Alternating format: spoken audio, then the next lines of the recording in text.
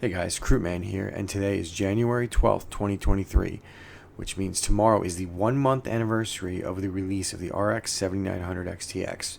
Now, I've had it in my possession for approximately 3 weeks now, and I've done heavy testing and heavy gaming on it. So let me share my review with you coming now.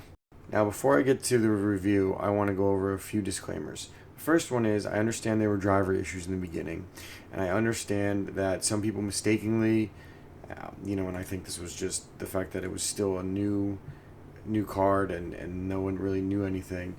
Attributed the poor driver performance to potentially an issue with the reference card only having 2 8-pins and not 3. That's since been debunked, and the new current drivers that released about a week ago have really improved the performance of this card. I've had no issues on my end. That doesn't mean there's no issues here. It just means that in my testing, I have not seen any issues. If you have any, please share down below with me as well. The next disclaimer, and this is the big one. I understand there are vapor chamber issues. I understand that AMD addressed them, and I understand that it's a huge problem not to be overlooked. However, in regards to this review, this vapor chamber problem does not affect all of the units. It's only the reference model, and it doesn't even affect all of those. Now, if you have an issue, all you have to do is RMA it. Now, I know that's a big deal, and I'm not downplaying it at all. I'm just saying that if you have an issue, you RMA it, AMD fixes it, everything's good. Now, I understand that this is ridiculous that we're in this situation, and AMD has a lot of explaining to do for this, and I hope there is a reckoning over it. But this review will take into consideration the fact that by the time most of you watch this in the future, I'm talking weeks from the date of recording this, that hopefully this is resolved. So I wanted to touch upon it, but I don't want it to affect my review because I feel like it will be resolved long term. The next disclaimer is that we are assuming that the MSRP of the 4090 is $1,600, the MSRP of the 4080 is $1,200, and the MSRP of the 7900 XTX is $1,000. If that changes, that throws off the entire value proposition and changes the whole dynamics of this review. And then finally, I want to let you guys know that my testing was done with an AMD.com reference model. My results as far as testing may not equal yours. My card is not your card. I may have not had problems you have had, and I may have problems that you don't have. So I just wanted to get all of these disclaimers out of the way. All right, so here's the card. The reference card is very well built, vapor chamber issues notwithstanding. But it's got 2 8-pin plugs, standard 3-fan 2.5 slot card. What I really like about it is the design is different from the previous gen model. I'm really big on changing aesthetics up. There's not a lot of RGB, which I'm not a big fan of. I'd like a little more of it. And also, there's these weird little red triangle thingies, which I don't really understand the design aesthetics, but I do like the fact that it is a plain card. I'm a big fan of that. And then we've got the inputs in the back. There's one USB-C input. There's one HDMI 2.1 input and 2 display 2.1 inputs as well. Now, I wish there was another HDMI input, but that's okay. Because me personally, I only use one monitor, but I understand that if people use more than one 4K monitor, I could see how that could be annoying for them. So let's get to the heart of this review. What everybody wants to know. How does this card game? So I'm not going to share with you benchmarks from 20 different games and how it compares to other graphics cards. I'm just going to share with you my personal experience with this card. I played 3 games on it. I played Cyberpunk 77, Horizon Zero Dawn, and Call of Duty Modern Warfare 2 Warzone. And it did great. Now, in Horizon, I basically pushed the engine close to max, so everything looked fantastic, no issues there. It's an older game, but it was incredible playing on it. I played Call of Duty on it, and Call of Duty is kind of an anomaly because I checked some benchmarks, and I ran the benchmark myself versus my 4090, and the 7900 XTX actually performs on par with the 4090, which is incredible. And I'm talking in 4K with no DLSS, no FSR, nothing on, just pure horsepower. I don't know why, but this might be the best graphics card on the market in terms of price to performance and straight raw performance for Call of Duty Modern Warfare. I don't know why, but here it is. Now, Cyberpunk is obviously a different story. I had to upscale it, and I had to use quality because I prefer performance, and I was getting 35 frames per second, 35 to maybe 40 frames per second, which is very playable, and it looked solid, but there were a few times when the lows dropped a little bit, and you could kind of see the card getting pushed a little bit. But it's a good card for Cyberpunk, and again, I had the settings maxed out. I had ray tracing maxed out, and I had the highest quality you could get with an upscaler. So you could turn any of those things down, and the performance would go up. I know you can get close to 100 frames per second with ray tracing off. So the performance is there. I'm just a graphics snob. So all in all, as far as gaming goes, this card is the latest and greatest AMD has to offer, and it shows. That said, let's get to the elephant in the room, ray tracing.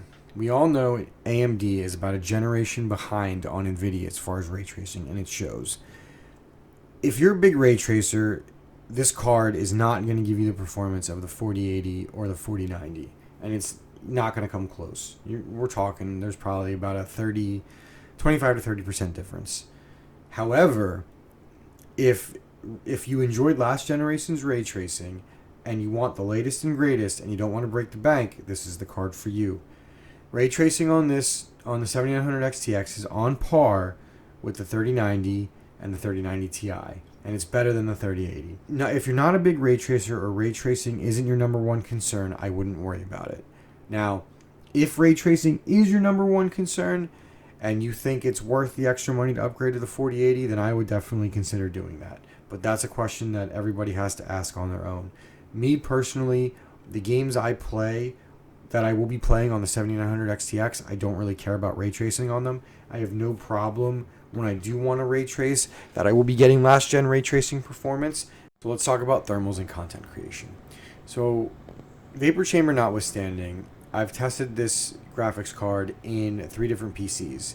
In my small form factor PC, which has great thermals, where it's actually going to end up in an open air test bench, and in a test bench that has average to below average thermals purposely built in. And on average, I was getting between 60 and 65 C during gaming, which is what you can expect from most graphics cards in this age. And I was getting, on the junction temperature, I was getting between 80 and 90 C, depending on what case it was in. As far as productivity on the 7900 XTX, personally, all I would use it for would be Blender, OBS, and DaVinci Resolve. So I did a little bit of Blender, a little bit of OBS, and a little bit of DaVinci Resolve on this, and I tried rendering a full video on it, and it did fine. I had no issues with it. It's a gaming first card in my opinion, but the fact that it has better rendering capability than most traditional AMD cards have is also a plus. A lot of the other big reviewers have already gone over this in greater detail. Suffice to say, I think it's fine and it gets the job done. So let's talk about the price. I think if you buy a reference model at MSRP, I do not think there is a better price to performance to value in this generation. As I've stated before, that $200 gets you a lot of value in terms of other parts for your PC, and you don't sacrifice what I think is $200 worth of performance. So I do also think that you should avoid buying non-reference models. Now, I know people will disagree with me on that, and this is more personal opinion than anything, but I'm a true believer in buying reference models at MSRP to get the best value and the best bang for your buck. That's a big thing for me. In conclusion, I feel that AMD has successfully placed the RX 7900 XTX as a viable alternative and a superior alternative to the RTX 4080, with a stronger value proposition, a smaller form factor, and the ability to trade blow for blow in pretty much every game that I've seen tested and that I've personally tested. I think this is the go-to GPU for this segment of the market as of now. Now, I understand that there are ray tracing issues, and I understand that AMD is known for driver issues, but I truly feel that the positives outweigh the negatives, especially when you consider that second generation ray tracing is not a bad thing. For a card to have second generation ray tracing, it's honestly okay. Now, I would recommend this GPU to multiple users. The first one is the Call of Duty Warzone and Warzone players. If you are a big Call of Duty player, this is a no-brainer, hands-down GPU for you. It is by far the best value proposition, and it matches the 4090's level of performance in Call of Duty. I couldn't believe it myself, and I did quite a few hours of testing on both GPUs, and I was floored. I don't understand it, but it works, and go with it. If you are a small form factor connoisseur and you like to leverage the smaller size of the 7900 XTX, I think it is also a no-brainer. I personally plan on using it in my LAN rig. And so that is it for this review. This is my first GPU review. So if you have any issues, if you have any complaints, if you like the way I did it, if you want to leave any kind of feedback, I'd love to hear from you. Please like and subscribe for more content. I hope to do more GPU reviews in the future, and I have no issue going back and reviewing an older GPU and seeing how it holds up now. So anyway, one more time, please like and subscribe for more content like this. I really appreciate all the support you guys are giving me. Croupman out.